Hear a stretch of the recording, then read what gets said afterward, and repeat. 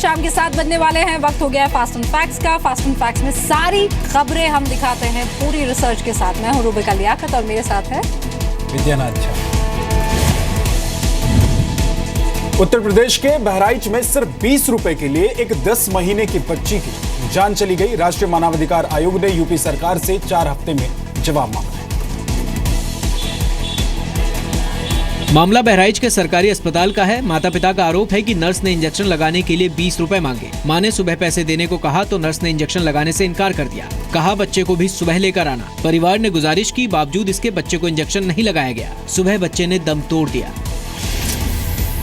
यहाँ हर स्टाफ पैसे मांगता है, पैसे की लापरवाही से जो है ये है हुआ है सर। जो स्टाफ यहाँ का बिल्कुल लापरवाह है, डॉक्टर को उसे हटा देना चाहिए। सख्त कार्रवाई की जाएगी, चाहे वो CMS हो, चाहे अन्य कोई कर्मचारी हो या डॉक्टर हो, जो भी दोषी पाए जाएंगे उनके खिलाफ कार्रवाई की जाएगी। चाहूंगी सपा सरकार से कि उनको अपनी हीन, दलितों के प्रति हीन और जातिवादी मानसिकता को त्याग कर तो जो दोषी लोग हैं उनके खिलाफ सख्त से सख्त कार्रवाई करनी चाहिए।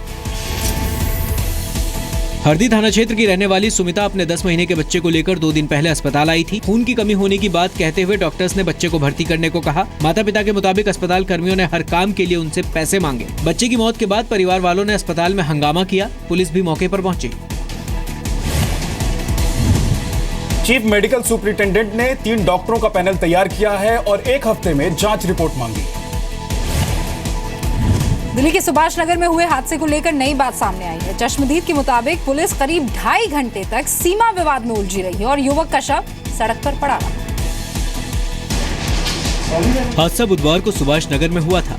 एक तेज रफ्तार टेम्पो ने सड़क पर जा रहे एक युवक को टक्कर मार दी। हादसे के बाद ड्राइवर टेम्पो से उतरा, दोनों ओर देखा और फिर मदद करने की बजाय वहां से भाग निकला। हादसे के बाद रास्ते से कई गाड़ियां गुजरी, लेकिन किसी ने सड़क के किनारे पड़े युवक की मदद नहीं की। हद तब हो गई जब रिक्शे पर जा रहा एक व्यक्ति उतरा और हादसे का शिकार हुए युवक का मोबाइल लेकर वहां से निकल गया। हादसे में पुलिस का रवैया भी शर्मनाक रहा। चश्मदीद के मुताबिक पुलिस करीब 2.5 घंटे तक सीमा विवाद में फंसी रही। हादसे का शिकार हुए युवक का सिर हरिनगर धर राजौरी के हिस्से में था। पुलिस बहस करती रही कि केस किस थाने का है।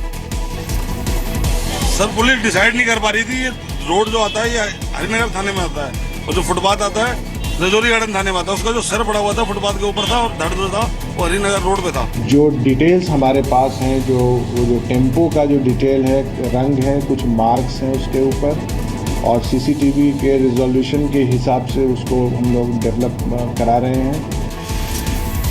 हादसे का शिकार हुए युवक की पहचान मतिबुल के तौर पर हुई है। मतिबुल पश्चिम बंगाल का रहने वाला था। उसकी 3 बेटियां हैं। मतिबुल दिन में रिक्शा चलाता था और रात को चौकीदारी करके घर लौट रहा था। मतिबुल को टक्कर मारने वाले टेम्पो ड्राइवर की पहचान कर ली गई है। मैटरनिटी लीव संशोधन बिल राज्यसभा में पास हो गया है। कानून बनने के बाद नौकरी पेशा महिलाओं को 26 हफ्ते की मैटरनिटी लीव मिलेगी। कामकाजी महिलाओं को मिलने वाली 12 हफ्ते की मैटरनिटी लीव को बढ़ाकर 26 हफ्ते कर दिया गया है। अब निजी, सरकारी या किसी संस्थान में काम करने वाली महिलाओं को 26 हफ्ते की मैटरनिटी लीव पाने का अधिकार होगा। इसमें महत्वपूर्ण जो है मैटरनिटी बेनिफिट जो महिलाओं को मिलता था वो केवल 12 हफ्ता मिलता था। अब हमने उसको 26 हफ्ता बढ़ाया है। बहुत ही अच्छा हुआ है और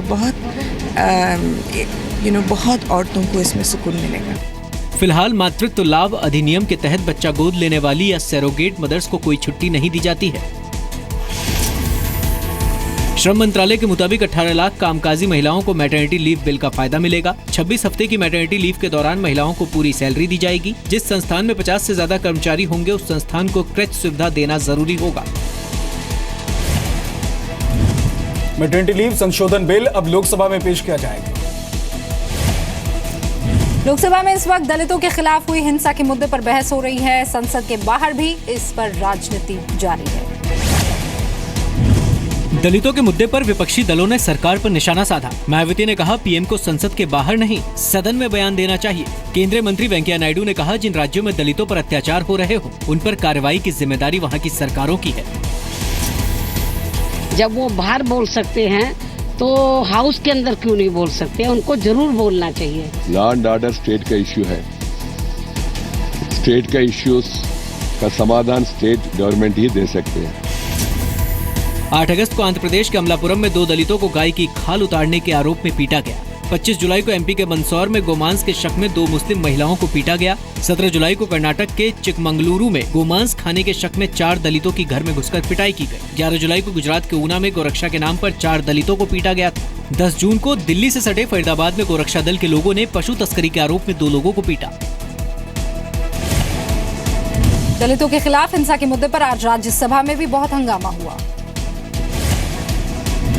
कांग्रेस नेता ज्योतिरादित्य सिंधिया ने अपनी कार से हुए हादसे में जान गंवाने वाले बुजुर्ग शख्स के परिवार से मुलाकात की। केरल के अलपुझा में कल 65 साल के एक स्कूटर सवार की मौत कांग्रेस सांसद ज्योतिरादित्य सिंधिया की कार से टकराने से हुई थी। मारे गए बुजुर्ग की पहचान पुथियाकावु के ससी के तौर पर हुई है। पुलिस ने हादसे का शिकार हुई स्कूटी और उस BMW को जब्त कर लिया जिसमें ज्योतिरादित्य सिंधिया सवार थे। हादसा तब हुआ जब सिंधिया चेरथला में एक समारोह में हिस्सा लेने जा रहे थे। हादसे के वक्त ज्योतिरादित्य सिंधिया कार की पिछली सीट पर बैठे थे। हादसे के बाद ज्योतिरादित्य कांग्रेस सांसद केसी वेणुगोपाल के साथ दूसरी कार से चले गए। जिस वक्त हादसा हुआ, ज्योतिरादित्य सिंधिया के अलावा 3 और कांग्रेस कार्यकर्ता कार में मौजूद थे।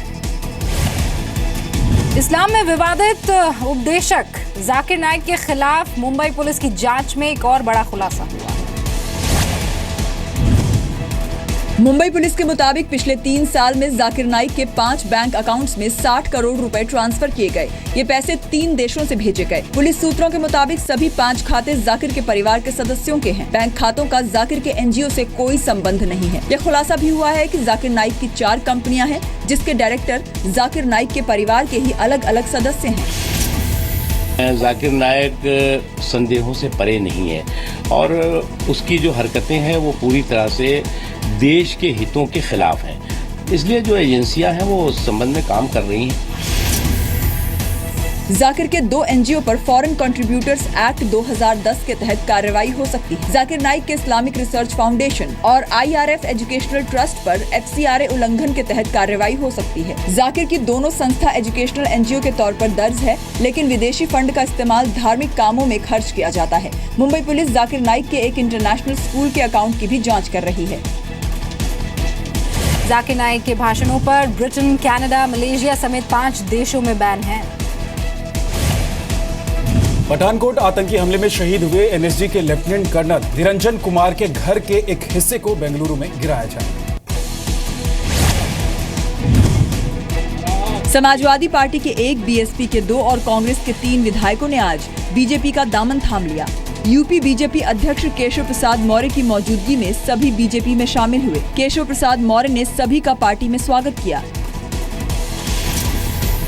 यह सभी आज भारतीय जनता पार्टी की सदस्यता ग्रहण कर रहे हैं। मैं भारतीय जनता पार्टी परिवार में आप सभी का स्वागत करता हूं। शेर बहादुर अंबेडकर नगर के जलालापुर से विधायक थे। 2011 में BSP से SP में शामिल हुए थे। संजय जायसवाल बस्ती से और माधुरी वर्मा बहराइच से कांग्रेस की विधायक थी। कांग्रेस के टिकट पर कुशीनगर से विधायक विजय दुबे भी बीजेपी में शामिल हुए। बीजेपी में गए राजेश त्रिपाठी गोरखपुर की चिल्लूपार सीट से BSP विधायक थे। बाला प्रसाद अवस्थी लखीमपुर जिले के मोहम्मदी सीट से BSP विधायक थे।